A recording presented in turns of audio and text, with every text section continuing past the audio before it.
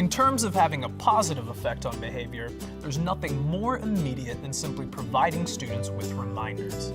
The more the teacher can predict the conditions under which a student is prone to misbehavior, the better he or she can time prompts and reminders to be an effective prevention.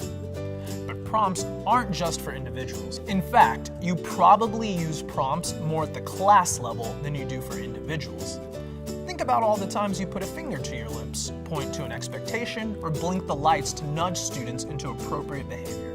The rule of thumb for providing any prompts or reminders is to use the least amount necessary to facilitate student success. In fact, we should see prompts as a step on the way to students performing successfully without us. Thus, we'll want to continually consider how we might fade larger prompts into smaller ones and small prompts into no prompts at all. Like engagement and feedback, prompts aren't additions to instruction, they're an integral part of effective instruction. We're going to discuss the effective use of prompting in 3 pieces. First, we'll talk about how teachers can make effective use of gestures, signs, and other environmental cues known as nonverbal prompts. Next, we'll discuss verbal prompting and look at some variations on this simple strategy. Finally, we'll look at a special type of verbal prompt known as pre-correction. When I think trauma, I'm thinking these defiant kids. And it might be a silent defiance. I'm not going to do any work today. I'm not going to follow directions. I'm going to walk on the wrong side of the hallway on purpose. Or it could be a very external defiance. But when an expectation is placed upon a kid that has been through a lot of trauma, we as teachers are working on a very metaphysical level of, I'm asking you to do something and now you're going to be compliant. Whereas kids that have been through trauma, they work on a very physical level and you can't make me do it. And so how the teacher approaches it from that point is going to dictate, am I going to try to make another person do something? And as a person, I can't physically do that. So that's what I think of when I see these kids with trauma. Defiance. And sometimes it's quiet and sometimes it's not, but they understand physicality on a level that other kids don't. Yeah. And other kids do play into that game a lot easier of sit on the carpet and be quiet and be nice, because that's what we all do. But those kids that have been through those really neglect or physical, all kinds of different, they work on a very physical level. Nonverbal prompts make use of the physical environment, including the teacher, to provide natural reminders.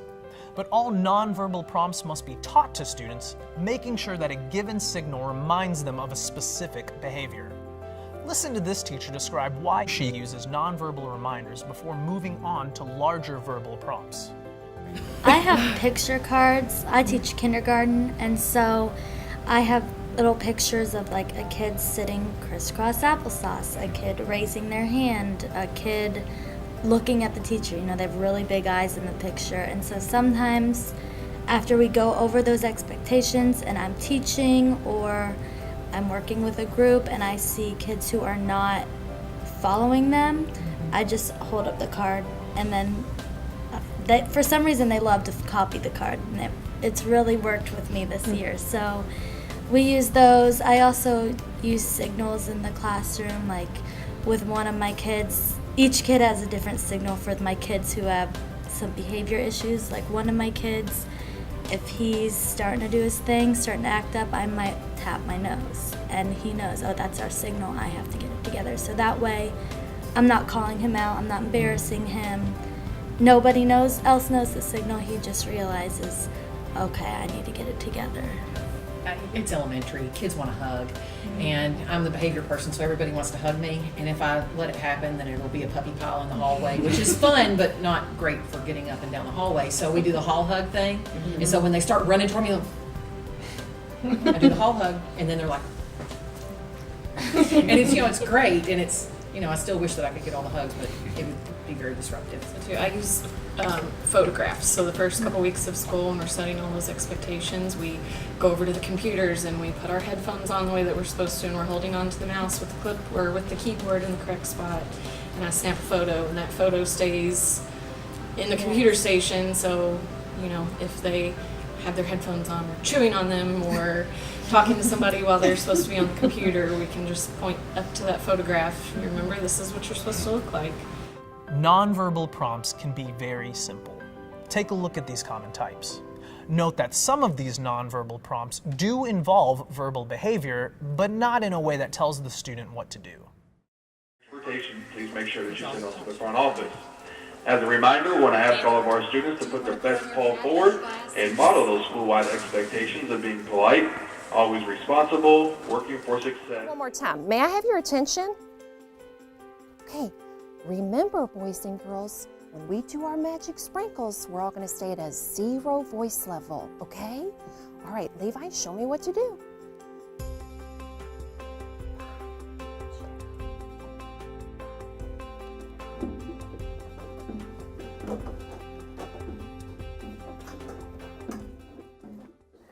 Come, join the circle.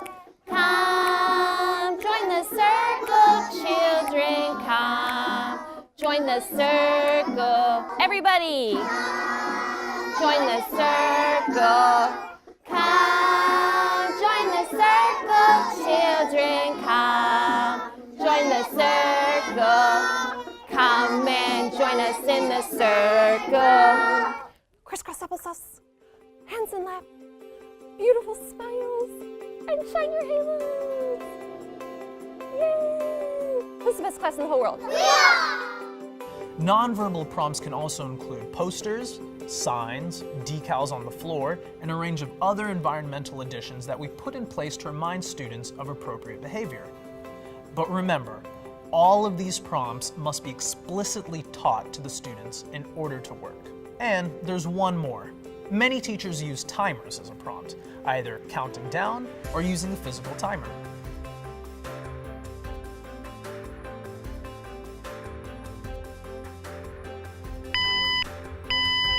My kids have notebooks and folders.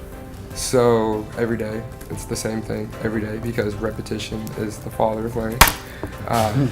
And so every day, they do the same thing every day. They love structure, even though they don't know it. That's another trick. And so if a kid doesn't get his notebook like he does every day, he knows or she knows to do every day, I just get it for them and put it on their desk, and I don't say anything. And it works like almost every time. Get together with your team and spend some time discussing the following. What types of nonverbal prompts are common across the school? Also discuss the types of nonverbal prompts you've used with your students, and talk about which of the prompts you've used that have been most effective.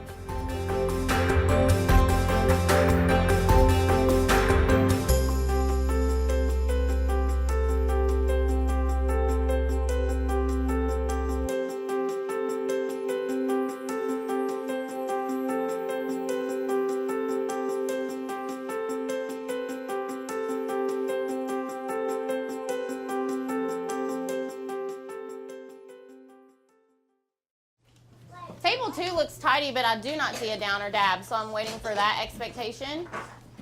I know our backpacks are still on our chairs this morning, and I know I haven't checked orange folders and agendas, but we're going to go with the what? We're going to go with the flow.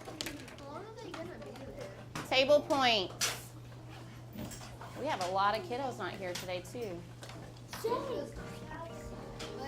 Rosalie, I'm going to say thank you to your table. Meet me around the edge of the carpet, please. Table 2 working hard, and you all have a lot of people to work hard for. Because this day is going to be different from the typical day, the teacher provided some very specific prompts and reminders to the students first thing. Verbal prompts are very common. They simply involve the teacher using verbal communication to prompt or remind students of appropriate behavior. The most obvious of these is the simple reminder, remember. See if you've ever used reminders like these. Okay, boys and girls, we're getting ready to go into our classroom. Remember, we're going to walk in at a 0 voice level, put our heads down, and I will call you by table to get a drink of water at a 0 voice level. Wonderful. Beautiful. Daniel G., make a good choice.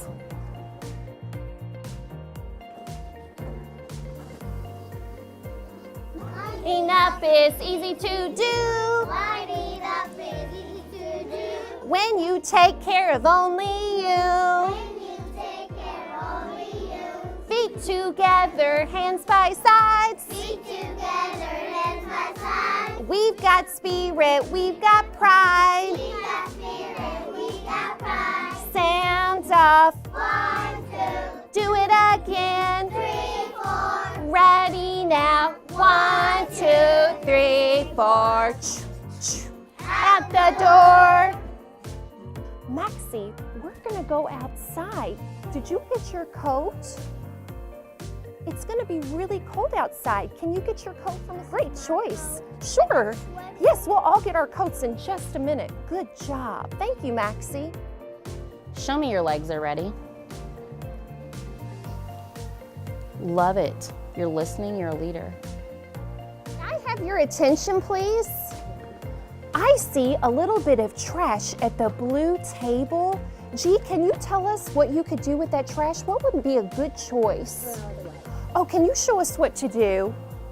What a great choice. And I love how he's walking and he's not running. He went back to his table and he's going to get back on task. Give yourself a pat on the back. Everybody remember that when we see trash in the room, we can all make good choices, okay? In Module 2, we discussed positive feedback as one of the most effective tools at our disposal. In addition to reinforcing behavior, public acknowledgement of one or more students who are engaging in appropriate behavior can be a very effective manner of prompting other students. The idea is that as students hear you praise others, it also makes them consider that behavior for themselves too. Take a look at these examples. Oh my goodness gracious. Anna is doing a great job staying on task. Give yourself a big pat on the back. Let's see who else is making good choices. I'm gonna catch somebody doing a great job. Let's see. Oh no, you're making a really good choice. Thank you. I think I do the same thing, but I also have them raise your hand if you heard what I just said and you understood me. If your hand's not up, wait a minute, we need to have a conversation before we continue. Everyone has their hand up, everyone understand, we can continue. Accountability. I prop the positive behavior. Ooh, I love what that person's doing. Well, fine, I want to be loved too. Get together with your team and consider the following. What do verbal prompts look like in your classroom? Which style do you find works best? Further, how can you consider moving these verbal prompts to smaller, nonverbal prompts?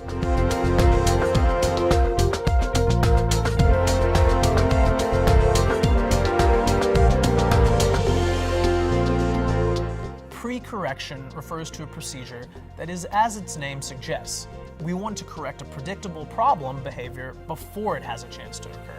Teaching young ones, before every lesson I will give a specific direction and then I will say, so what are we doing? And have them repeat it back to me just so they take ownership and they know. And I say, so are we going to run? No. Are we going to walk? Yes. Is Miss Fisher going to be happy if we're running? No. So just getting them to repeat back to me what I've said so that in a lesson, if we're going over something and I kind of eye them, then they know, oh, whoa, I need to stop and think about what I'm supposed to be doing. You're probably familiar with the student who can look you right in the eye and even nod as you provide a reminder, but in reality didn't hear a word you said. The real difference between a pre-correct and a simple reminder is that a pre-correct requires a response from the student after the prompt to ensure that the prompt was heard and understood. For example, consider Kaylee. She often has difficulty remembering to leave her work in the tray on the teacher's desk after class. Because the teacher knows that this is a likely outcome, she moves to Kaylee and asks, "Where does that assignment need to go as soon as the bell rings?" Kaylee may or may not know the answer. If she answers correctly, the teacher provides praise. If the student answers incorrectly, the teacher immediately reteaches and then asks the question again. Let's take a look at some pre-corrects that work and some that require reteaching. I love your bunny tail, Elvira. Lily, you look super. Raylyn, can you tell me where your hands go? Behind my back. Show me. Great job, Raylyn. Super job. Looking good. This did not need to be a lengthy exchange, but the teacher wanted to be sure that the student was aware of the expectation immediately before it was expected. When we are doing our writing, there's 2 important things that we need to have in our writing. Malia, do you know what one of them is? Put your name on it. That's important, but that's something a little bit different. Walter? Capital letters. Oh, punctuation would be a good one. Punctuation. And what's another one? Anybody know the second one besides punctuation? We also need, Janiyah, complete sentences. So, Malia, do you know what both of those are? You don't know? Walter, what was it again? Punctuation. What is it? And Janiyah? Complete sentences. Complete sentences. So what are the 2? Punctuation. Complete sentences. Good. Okay, now we're going to start our writing. The teacher kept with the strategy because if the student does not know what to do, then it will result in a failure. But notice at the end, the teacher quickly turned this around to make it a reminder for all. Another way to make the pre-correct less stigmatizing for an individual is to ask multiple students, addressing the individual who really needs it after others have already provided the answer. We need to make sure that when we're writing our sentences, there's 2 important things that we need to always have in a sentence. Can anybody name what one of them is? What's one of them, Bo? We need to make sure we have punctuation. Malia, what was that one? Put your name on it. Not put your name on it. Bo, repeat it again for her. Punctuation. What is it? Punctuation. Very good. And then there's another thing that we need to make sure we always have. What is that? Complete sentences. Complete sentences. Complete sentences. Malia, what was that one? Complete sentences. All right, now we're going to get started with our writing to make sure you have both those things done.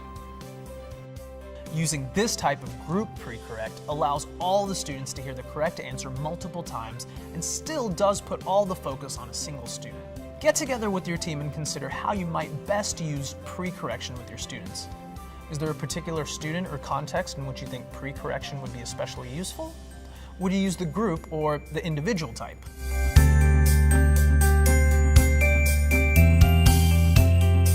Between now and your next monthly meeting, consider pre-correction and try using it in at least 2 specific circumstances. Be prepared to describe your experiences with this at the start of the next meeting.